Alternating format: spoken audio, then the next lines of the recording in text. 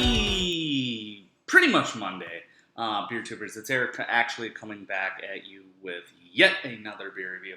And today I'm reviewing something I never reviewed before on this channel, and a beer that generally doesn't see bottled distro very often, if ever. But today I'm looking at Toppling Goliath beer. Big surprise, right? This is the Naughty 90. This is their oaked India Pale Ale. I guess it's English-style oaked India Pale Ale with a 90-minute hop schedule, uniquely malted, then aged on a bed of oak. 6.2% alcohol by volume, 100 plus IBUs. I've had this on draft at the tap room, and I really remember loving it.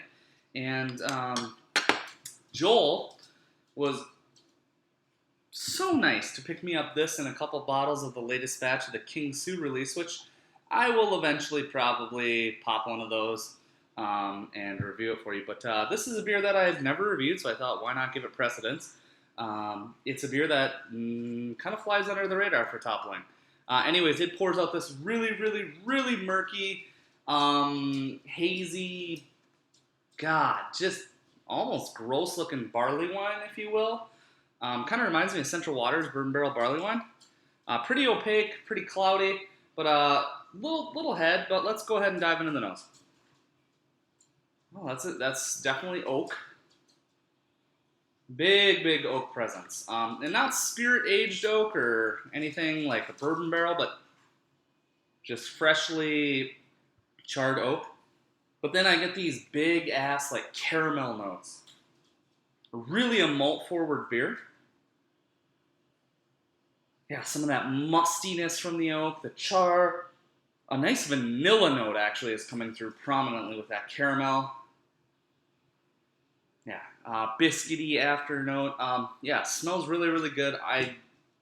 Sweet, let's just try it. Cheers.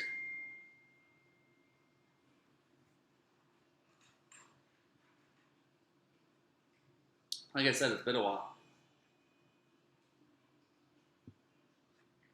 Been about a year since I've had this one, and I believe this was made pre or right when Mike came back to Toppling Goliath. The carb's a little low. I'm noticing, sorry, camera focus. It's really dissipating quickly, but something that did spend some time on oak, kind of give it a little bit of a pass. Flavor's ridiculous.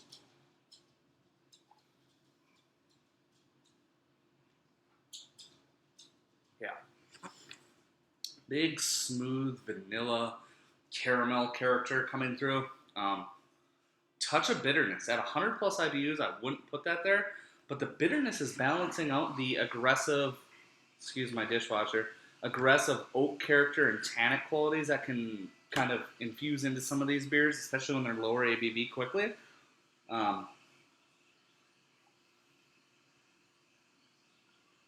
Pleasant surprise. Really happy this made it to bottles.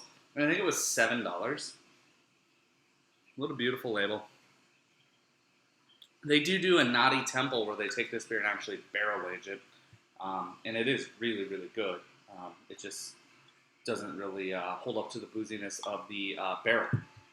But, man, this is nice. Hard to rate something like this for me because there aren't a lot of oaked beers or oaked IPAs for that matter that see the light of the day outside the brewery. And I was lucky enough to get this one. Thanks again, Joel.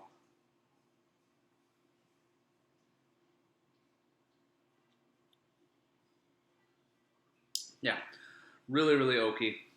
But it's not like that tannic character, that almost tart-like sour red wine oakish. Or overly tannic to the point where you're going to get a headache after it. It's just pleasantly bitter, caramel, vanilla, biscuity English malt characteristic coming through. Some of those like twinge of dark fruits, datey figgy notes, kind of like an underbrewed barley wine in terms of ABV. Zero alcohol to speak of. This one's knocking it out of the park for me. I love it. Geez. Yeah, Naughty 90. I'm going to show you the bottle again. I think it's a really cool bottle. And I think for me it's getting a 95. Like I said, it's hard to rate. because like oak jili or hyli or whatever you call it, there just aren't many oaked available IPAs or just regular new American oak beers. Yeah, this is cool. So thanks again, Joel. Thanks again, you guys, for tuning in. Hopefully you guys have a hell of a start to your week and your Monday. Look for some nice beer reviews coming at you the rest of the week. I got some cool stuff on deck. We'll see you again in another one. Peace.